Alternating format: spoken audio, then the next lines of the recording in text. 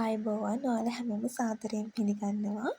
අද මම ඔයාලට කියලා දෙන්න යන්නේ A-level සබ්ජෙක්ට් එකේ අපිට ලකුණු ගන්න පුළුවන්. ඒ වගේම තමයි ලේසිම පාඩමක්. ඒ කියන්නේ නැතුවම බෑ අපේ ව්‍යාකරණ පාර්ට් එකට අපේ MCQ කොටසට ඊට පස්සේ අපේ essay කොටසට අපිට මේ නිපාත කියන පාර්ට් එක අපිට අනිවාර්යයෙන්ම වැදගත්ම පාර්ට් එකක්. ඒකෙදි අපිට හඳුනා ගන්න පුළුවන් එක නිපාත වර්ග අපිට 1යි 2යි කියලා නැහැ. නිපාත වර්ග කිහිපයක්ම අපිට හඳුනා ගන්න පුළුවන්. ඒකෙදි මොකද්ද මේ නිපාතයක් කියලා කියන්නේ? නිපාතයක් කියලා කියන්නේ කාල ලිංග පුරුෂ භේදයකින් තොරව වාක්‍යයක මුලට මැදට අගට ඕනෑම තැනකට තනිව යෙදිය හැකි පද අපි හඳුන්වනවා නිපාත පදයක් කියලා. එතකොට හඳුනා ගන්න පුළුවන් නිපාත තියෙනවා සමුච්චාර්ථේ නිපාත. එහෙම නැත්නම් අපි කියන මේකට සාහාර්ථේ නිපාත කියලා. මොනවද මේ සාහාර්ථේ නිපාත වලට අයත් වෙන්නේ? ද, ත්, සහ, හා කියන ඒවා අපිට ගන්න පුළුවන් මේ සමුච්චාර්ථේ එහෙම නැත්නම් මේ සාහාර්ථේ නිපාත වලට. ඊට පස්සේ අපිට තියෙනවා සමගාර්ථේ නිපාත. සමගාර්ථය මේ සමගාර්ථය කියන එක අපිට ලේසියෙන්ම මතක තියාගන්න පුළුවන්. මේ සමගාර්ථය කියන වචනේ තියෙනවා සමග ආර්ථය. ඒකේ ඊට පස්සේ ඒකට ඈත් වෙන්නේ සමග, කැටුව, එක්ව, හා, ඉහි අන්න ඒ වගේව තමයි සමගාර්ථය වලට ඈත් වෙන්නේ. මම මේ කියන්නේ මම A level සබ්ජෙක්ට් එක ඇතුලේ මම මතක තියාගත්ත විදියත් එක්ක තමයි ඔයාලත් එක්ක මේ ෂෙයා කරගන්නේ. ඔයාලටත් ඒක වැදගත් වෙයි කියලා මට හිතුණ නිසා. ඊට පස්සේ තියෙනවා භාවාර්ථේ නිපාත. මොකද්ද මේ භාවාර්ථයක් කියලා කියන්නේ? භාවාර්ථය කියන්නේ හැඟීමක්. මම මතක තියාගත්තේ ඒක හැඟීම් ප්‍රකාශ කරන්න පුළුවන් නිපාතයක් විදියට. ඒකේ තියෙනවා අනේ, අයියෝ, අහෝ, අපොයි, ආ, ඔහේ, ඕහා, හාහා, චීචිකේ, ආයි අන්න ඒ වගේ ඒවා අපි ගන්නෙ භාවාර්ථය. කියන්නේ හැඟීමක් ප්‍රකාශ කරන එකට අපිට ගන්න පුළුවන්. ඊට පස්සේ තියෙනවා අපිට කාලාර්ථේ නිපාත. කාලාර්ථේ නිපාත කියලා අපි හඳුනා ගන්නවා සාමාන්‍යයෙන් කාලයක් කියවෙනවනේ. ඒක යම්කිසි කාලයක් කියවනවා. ඒක කාලාර්ථය කියලා. නිති, නිරතුරු, පැසුළු, ඉක්බිති, දැන්, ආයෙත්, වැලි, යලි, නිතොර, අද, හෙට, උදේ, සැමදා අන්න ඒවා. මම හෙට වෙනකම් බලන් ඉන්නම්. අද ඔයා එනකම් මම බලන් හිටියේ. කියන්නේ යම්කිසි කාලයක් එකකින් හැඟවෙනවා. සීමාර්ථේ නිපාත. මොකද්ද මේ සීමාර්ථය කියලා කියන්නේ? සීමාර්ථය කියන්නේ යම්කිසි සීමාවක් හැඟවෙනව නම්. ඒ කියන්නේ එකේ ඉඳන් 5 වෙනකන් ඊට පස්සේ අද ඉඳන් හෙට දක්වා අන්න ඒ වගේ. ඒකට ඈත් වෙනවා තෙක්, තුරු, පටන්, දක්වා, සිට, තාක් අන්න ඒ වගේ දේවල්. ඊට පස්සේ අපිට තියෙනවා ප්‍රමාණාර්ථේ නිපාත. ප්‍රමාණාර්ථේ නිපාතයක් කියන්නේ මොකක්ද? ප්‍රමාණාර්ථයක් කියන්නේ යම්කිසි ප්‍රමාණයක් එකෙන් හැඟවෙනවා. ඒකට ගන්න පුළුවන් තරම්, විතර, සා, පමණ, එකට පමණ, 10ක් විතර අන්න ඒ වගේ දේවල්.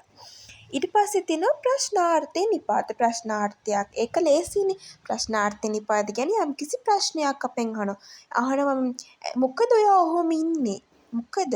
ඇයි? මොකද? මන්ද? කිම්ද? මොකෝ? අන්න ඒ වගේ දේවල් අපිට ගන්න පුළුවන් ප්‍රශ්නාර්ථේ නිපාත විදියට. නිශ්චිතාර්ථේ නිපාත. නිශ්චිතාර්ථය කියන්නේ නිශ්චිතවම දෙයක් තියෙන නිපාත කියලා අපි හඳුනා ගන්න පුළුවන්. ඒකට ගන්න පුළුවන් මුත්, හැර, මිස, විනා වගේ පද. ඊට පස්සේ අපිට තියෙනවා තුල්‍යාර්ථය. තුල්‍යාර්ථය නැත්තම් උපමාවාචී නිපාත කියලා අපි හඳුන්වනවා. උපමාවක් ඒ කියන්නේ මෙන්, සේ, වැනි, බඳු, වගේ, විලස්, විලස අන්න ඒ වගේ ඒවා අපි හඳුන්වනවා තුල්‍යාර්ථය නැත්තම් උපමාවාචී නිපාත පද කියලා. ඊට පස්සේ අපිට තියෙනවා ආමන්ත්‍රණාර්ථ නිපාත. ආමන්ත්‍රණාර්ථ ඒ කියන්නේ කවුරු හරි ඔය කියන්නේ එම්බල ආචාරි ඊට පස්සේදී ඕයි කියලා අපි නිකන් අපි කටවහරෙක් කියනවනේ අන්න ඒ වගේ. ඊට පස්සේ කියන්න පුළුවන් එම්බා, බොල, කොල, එම්බල, ඒයි, ඕයි, හෙම්බා වගේ දේවල්. ඊට පස්සේ තියෙනවා ශීඝ්‍රාර්ථේ නිපාත කියලා. මොකද්ද මේ ශීඝ්‍රාර්ථය? මොනවද මේකට ඈත් වෙන්නේ? සේද, යුහුව, ඉක්මනින්, වහා, සැනින්, හනික, යුහුසුලුව අන්නේ මම එක මතක තියාගත්තේ ඉක්මනින් කියන්නේ ශීඝ්‍රය කියන්නේ ඉක්මනින් වේගවත්ව අන්නේ වගේ අදහසින්. අනුමතාර්ථය අනුමත යම් දෙයක් අපි අනුමත කරනවා. අම්මා කිව්වත් මේක මෙහෙමයි කියලා අපි ඔව් ඒක එහෙමයි. ඒක අපි අම්මා කිව්ව දෙයට අපි අනුමත වුණා. අපි එකඟ වුණා. අන්න ඒකට අපි කියනවා අනුමතාර්ථේ නිපාත. මම මේ උදාහරණ මම මතක තියාගත්ත හැටිත් එක්ක ඔයාලට කියන්න. ඒකට ඈත් වෙනවා අනුමතාර්ථේ නිපාත වලට ඔව් එහෙයි එසේය හරි. අර කියන්නේ එසේ දේවයන් වහන්සේ අන්න ඒ වගේ. ඊට පස්සේ තියෙනවා ලක්ෂ්‍යාර්ථේ නිපාත. මොකද මේ ලක්ෂ්‍යාර්ථේ නිපාත කියලා හඳුන්වන්නේ. ලක්ෂ්‍යාර්ථ නිපාත වලට ඈත් වෙනවා අන්න ඔන්න මෙන්න අර වගේ නිපාත පද. ඊට පස්සේ තියෙනවා පිනිසාර්ථේ නිපාත. පිනිසාර්ථයට ඈත් වෙනවා පිනිස, තකා, උදෙසා, සඳහා, වස්. ඊට පස්සේ අපිට තියෙනවා අවිනිශ්චිතාර්ථ. අවිනිශ්චිතයි කියන්නේ ඒක නිශ්චිතත් නැහැ. ඒ කියන්නේ ස්ථිරත් නැහැ. ස්ථිර නැහැ කියන අර්ථයනේ.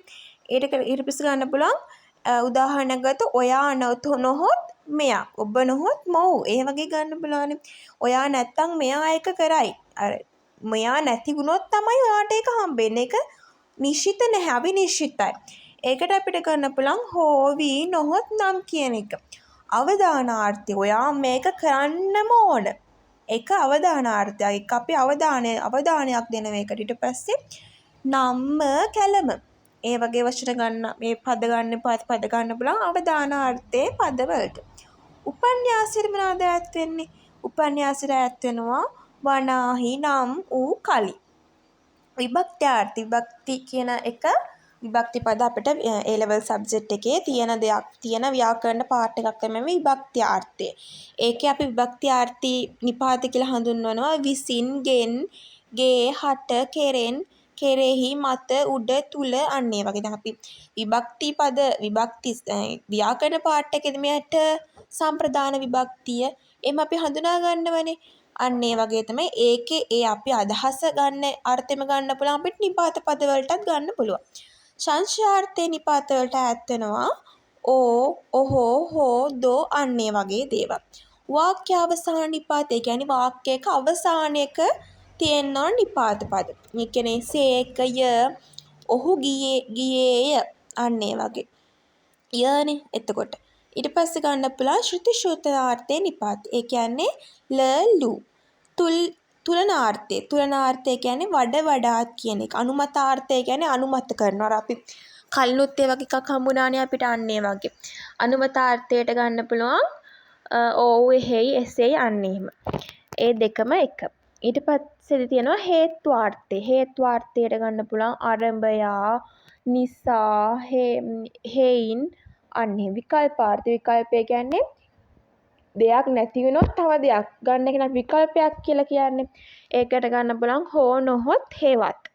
අනියමාර්ථය කියලා. අනියමාර්ථයක් තියෙනවා අපිට ක්‍රියාපද වලට තියෙනවානේ සම්භාව්‍ය ක්‍රියා, අනියමාර්ථය සම්භාව්‍ය ක්‍රියා, කාලාර්ථය සම්භාව්‍ය ක්‍රියා එහෙම කියලා අපිට ක්‍රියාපද වලට තියෙනවා. මේකෙදි මේ නිපාත පද වලට අවිත් තියෙනවා අනියමාර්ථයේ ක්‍රියා කියන එක.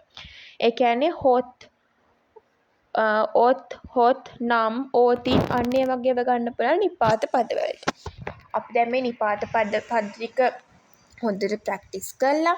ඊට පස්සේ A level 2019 විතර 2019 18 විතර ඉඳන් අවුරුදු වල A levels papers ටික අරගෙන ඊට පස්සේදී ඒ වගේ තියෙන MCQ part වල නම් MCQ වල අහලා තියෙන නිපාත පද මෙන්න මේකට තෝරන්න. එහෙම කියලා අහලා තියෙන. ඊට පස්සේ අපිට මේ second paper එකේ ව්‍යාකරණ paper එකේ second paper එකේ ලියන කොටස තියෙනවානේ. ඒක ගන්න පුළුවන්. ඒකෙත් තියෙනවා මොනවාද ලකුණු 15 ප්‍රශ්න වලට එනවා ව්‍යාකරණ පොඩි ලකුණු 3-4 කරන කොටසකට අපිට මේ නිපාත පද එන ලකුණු 3-4ක් හරි A level subject එකේ A level paper එකක් ඇතුලේ වටිනවා. ඒක නිසා අපි මේ නිපාත කියන කොටස නිපාත කියන මේ part එක හොඳටම practice කරන්න ඕනේ. ඊට පස්සේ A level papers කරන්න පුළුවන් මේ ප්‍රශ්න ටික හොඳට practice කරන්න පුළුවන්. ඊට පස්සේ තව මොන හරි නිපාත පද වලට ඇත්තවම ප්‍රශ්න තියෙනවා නම් ඒව කරන්න පුළුවන්. ඔය ඔක්කොම අපි කරවතින් නිපාත වලට full marks අපිට ගන්න පුළුවන්. ඒක නිසා අනිවාර්යයෙන්ම මේ නිපාත කොටස බලන්න. මම හිතනවා ඔයාලට මං කියලා දීපු ටික තේරෙන්නේ නැති කියලා. වීඩියෝ එක බලන ඔයාලට ගොඩාක් ස්තුතියි. Thank you.